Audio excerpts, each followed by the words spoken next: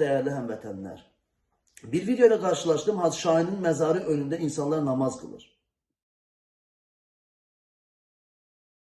Bir nəfər də şərik yazıb ki, bir gün deyəcəklər ki, 13-cü imamdır Hacı Şahin.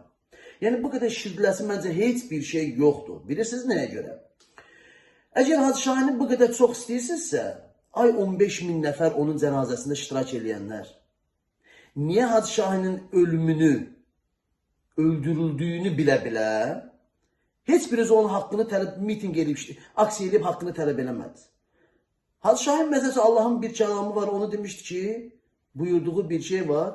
Demişdi ki, hakkı deməyən bizlərdən deyil məsələsi. İmam Əli de deyib ki, hakkı danan dilsiz şeytandır. Yaxşı, siz niyə haqqı Azərbaycanda günü bu günləri haqsızlıqlara göz yumursunuz? Bəs siz bu qədər dindən, imandan danışırsınız, amma haqsızlıqlara göz yumursunuz. Hətta bir Azərbaycan vətəndaşının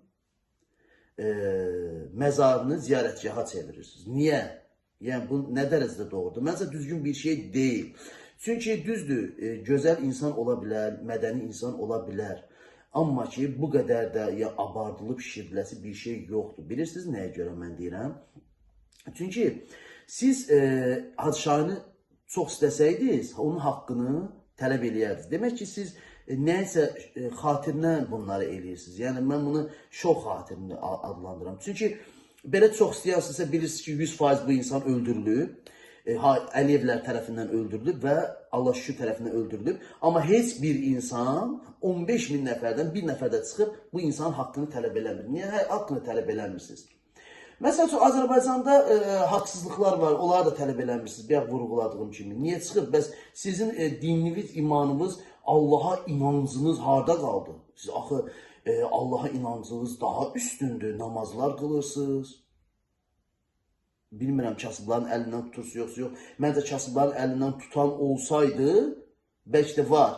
10 nəfərdən 2 nəfər, 1 nəfər var. Azərbaycanda bu günləri kasıblar bərbad gündədir. İnsanların demək olar ki, çoxsu bərbad gündə yaşayır. Evləri uçulub tökülür. Evdə yemək heç bir şey tapmırlar.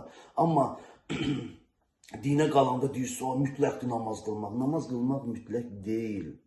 Əgər sənin əməlin, əgər sənin etdiyin, görəcəyin işlər yoxdursa, sənin Allah deyir ki, sənin namazın mənə gərək deyil, namazı özün üçün qılırsan. Amma görəcəyin savab işlərdən, mənə qalan sənin görəcəyin savab işlərdir. Amma siz də heç bu günləri demək olar ki, savab işləri, mən beləsinə rastlaşmıram sizin görəcəyiniz savab işlərlə.